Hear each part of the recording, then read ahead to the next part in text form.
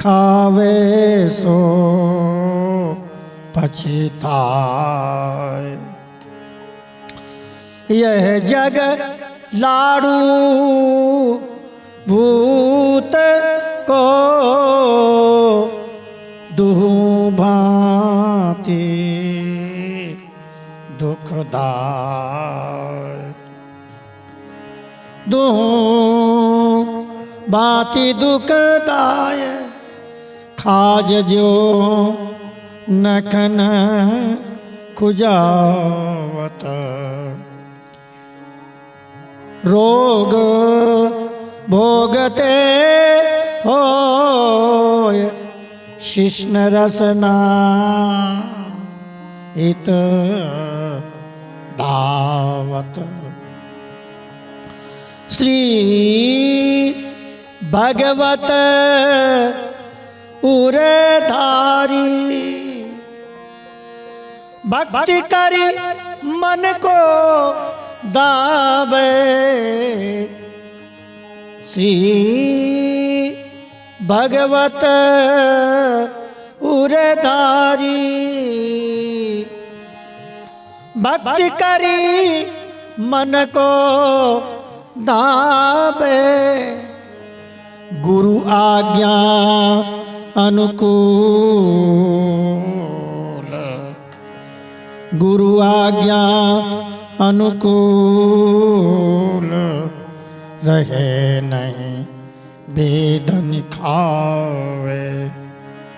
गुरु आज्ञा अनुकूल रहे नहीं बेदन खावे।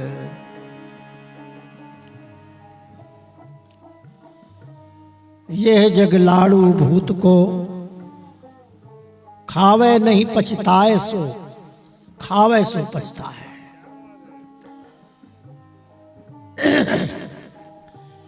लड्डू खाने का तात्पर्य है, इस पर विशेष प्रकार से, जैसे मीठा लड्डू होता है, जिसको लड्डू खाने को मिलता है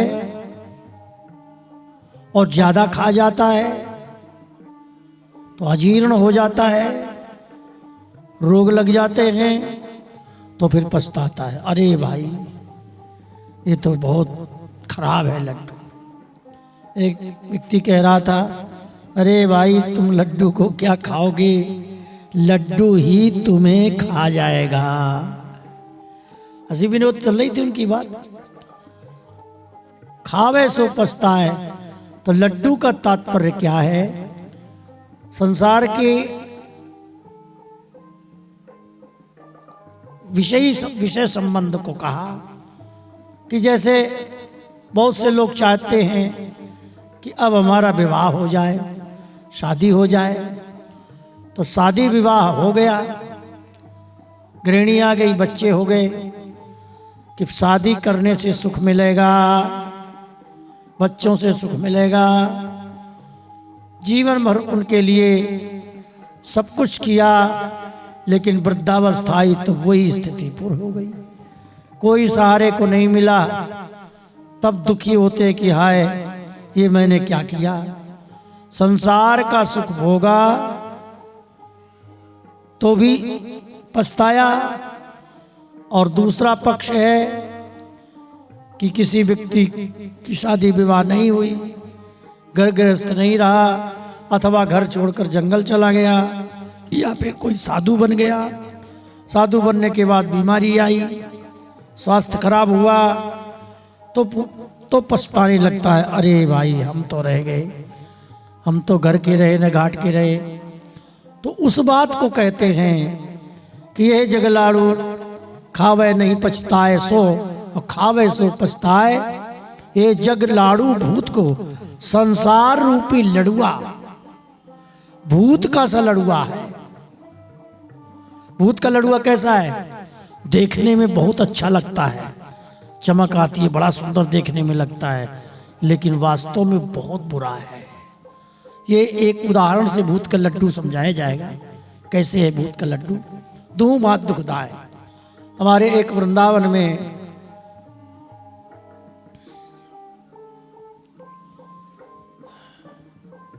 निम्बार्क कोट नाम के स्थल पर एक गोपाल दास जी नाम के बाबा रहते थे।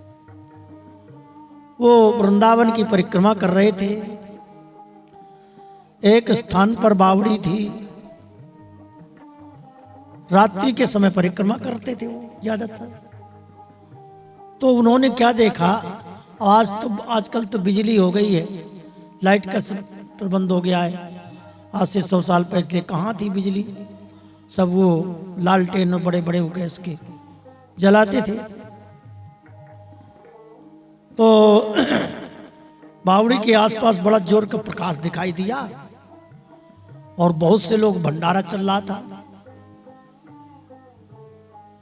एक व्यक्ति उसमें से आया, बोले बाबा चलो चलो भंडारा खा लो। अब महात्मा बोले भाई मैं रात में भोजन नहीं करता, चलो चलते हैं तुम्हारे कहने से।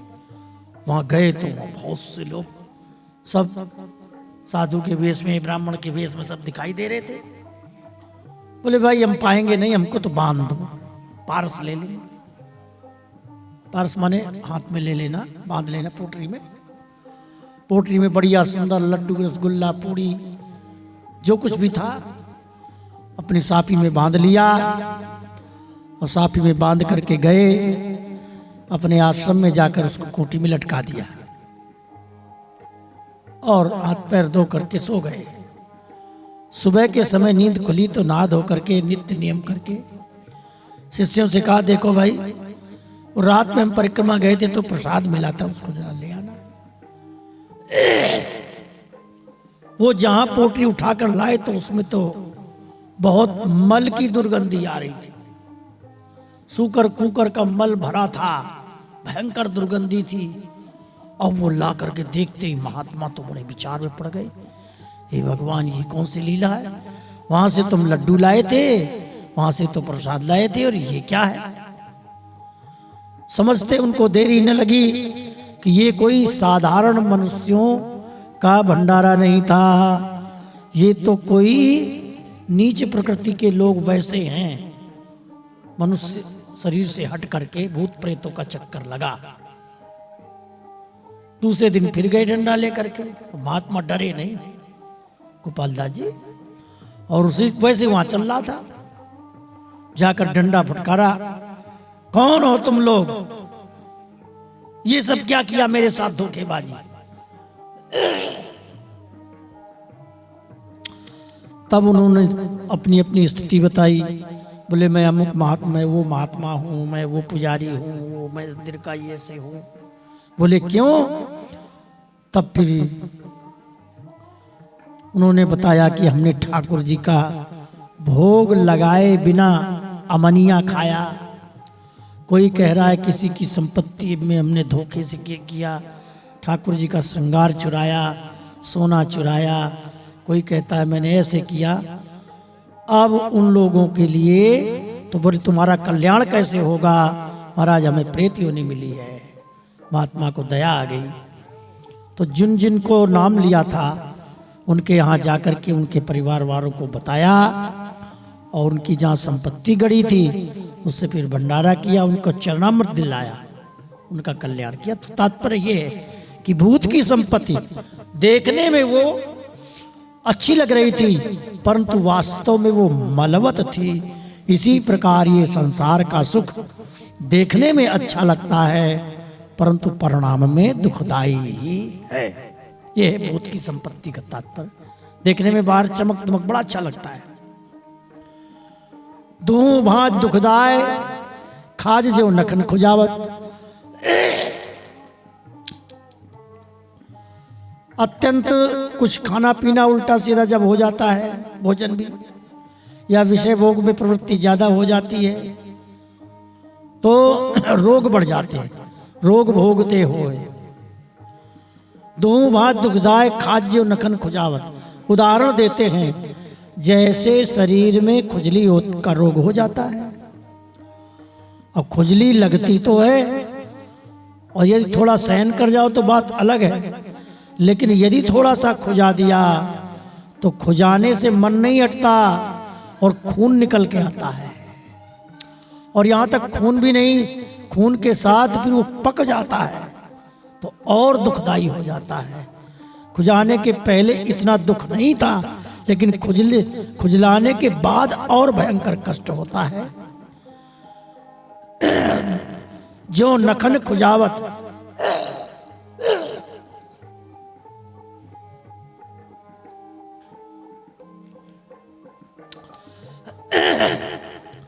जो नाखून से खुजा देते हैं वो और ज्यादा कष्टदायी हो जाता है।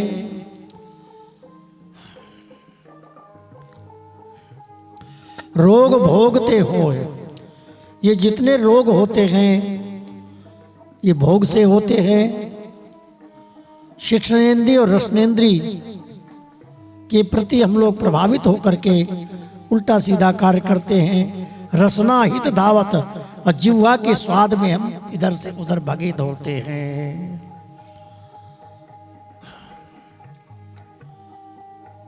तो अब भैया इससे बचे कैसे, कोई उपाय है क्या? तो भगवत रसिक जी कहते हैं, श्री भगवत उरधार, अपने इष्ट श्री श्यामा श्याम को हृदय में धारण करके भक्ति, भक्ति का तात्पर्य है साधन भक्ति। पहले साधन भक्ति करे और फिर ठाकुर जी कृपा होती तो प्रेम लक्षण भक्ति मिलती है। तो साधन भक्ति क्या है? श्रवणम कीर्तनम विष्णु स्मरणम पाद सेवनम, श्री ठाकुर जी की कथा, रामायण गीता भागवत की कथा सुने, कीर्तन करे, स्मरण करे, ठाकुर जी के चरणों का ध्यान करे और भगवान को अपना दास ये माने कि हे प्रभु मैं आपका दास हूं। उनके प्रति सखा भाव करे और उनको पूर्ण रूप से समर्पित हो जाए। ये 9 प्रकार की भक्ति, 9 प्रकार की भक्ति करके मन को दबावे। मन जब मन को सुख, मन का स्वभाव है जहां कहीं उसे सुख मिलेगा वहीं रुक जाएगा।